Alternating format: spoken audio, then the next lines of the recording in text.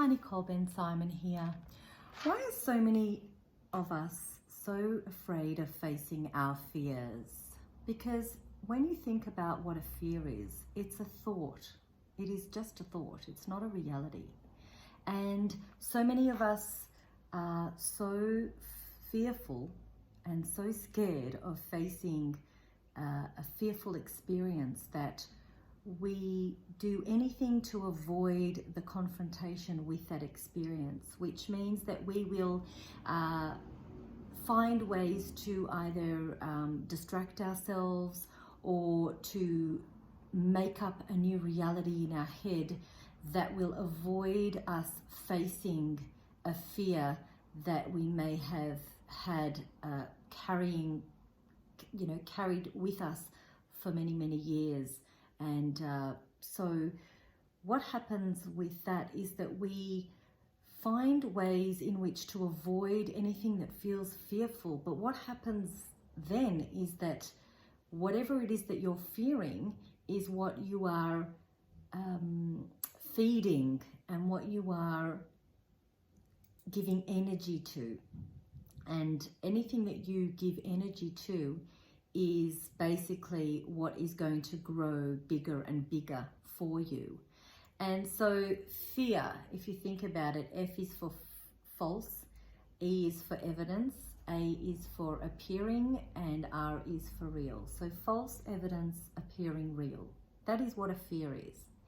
And if you could look at that fear in the mirror, and it could be any fear, fear of it could be a fear of heights, it could be a fear of change, it could be a fear of not getting your way or not having an outcome that you believe you should have. All of those fears are basically stories that we carry in our head that create a reality for us and a way that we behave in order to avoid that fear becoming a reality. And so when you run away from it and avoid it, you're basically bringing it back into your reality. Because the more that you find ways to run away from it, you are in fact feeding that energy. And so I invite you today to be aware, to have the awareness, to be the umpire, if you like, that watches, that observes your thoughts. And when a fearful thought comes up, you will feel it in your body. You will feel the unease, you will feel the muscles tightening up, and you will feel your body responding to that fearful thought. And it's a thought, it's not a reality.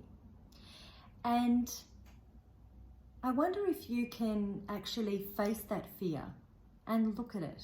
And if you need to close your eyes and bring that into your awareness and look at that fear and just have the ability to almost to transmute it into love, so that you're not running away like a child from it, but you're actually facing it head on and saying, come on, I'm ready for this. I'm ready to dismantle this thing that keeps holding me captive and hostage so that I can't move forward. I'm going to face it and I'm going to look at it and I'm going to say, bring it on, bring it on. Because when you do that, you have the awareness that you have the ability to actually overcome it, because it is ultimately just a thought pattern and it's an emotion that is connected to a past experience. And so it's just a story that is conjured up in your mind and it's associated with a past experience, and it all gets into this big ball of scary energy that is just too much to handle if you're coming from your unconscious mind and your automatic response system.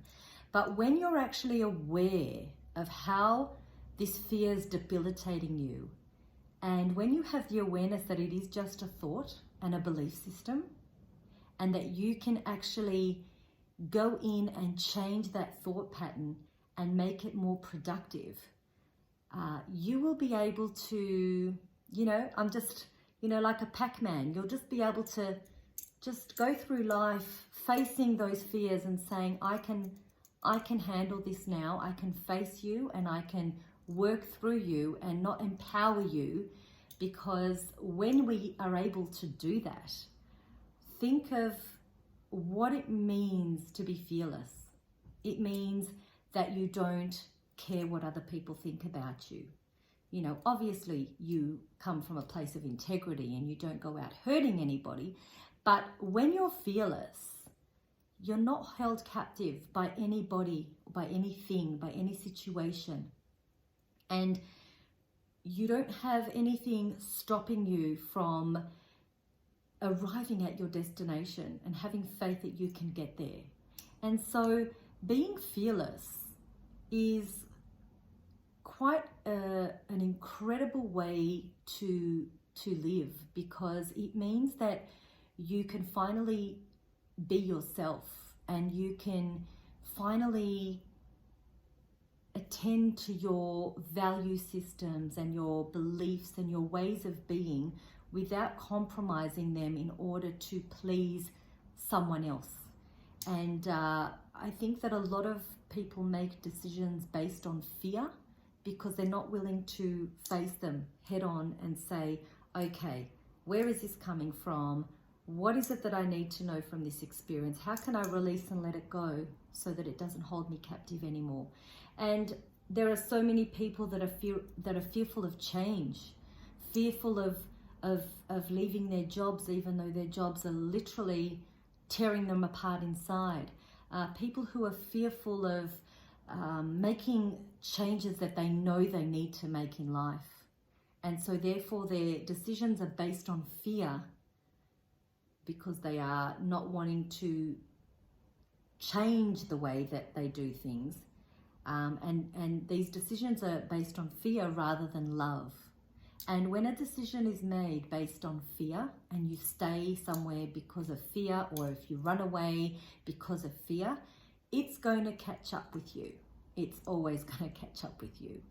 And so when you feel intuitively that you need to do something and that fear is debilitating you, really it is a great time to sit with yourself and work through the reasonings that you are feeling this unease, and face it head on and do it anyway.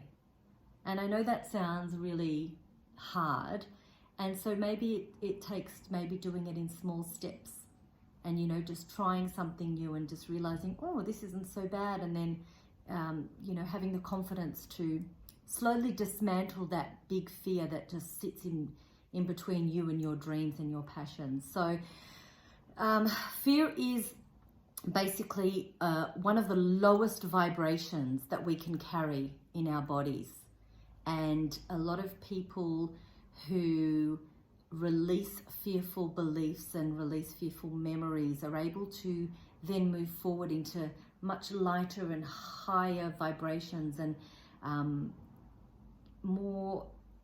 there's more openness to experience new things and move forward without being bogged down by this false evidence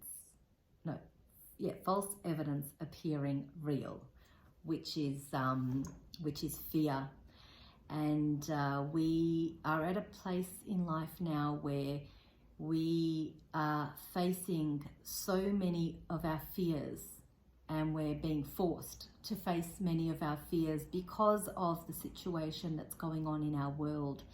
And that is challenging for a lot of people, because we have no choice but to face our fears and to rise above them, and to know our worth, know how sovereign we are, and to recognize how powerful we are over our thoughts and beliefs, and that we can make a difference in the way that we think and in what we perceive and bring into our reality. And if we have the consciousness to recognize that every decision that we make is either based on fear or based on love. And when you make that decision, and when you come to a situation where you need to work something out for yourself, make a decision for your life, you can always come back to asking yourself, is this decision based on love or is it based on fear?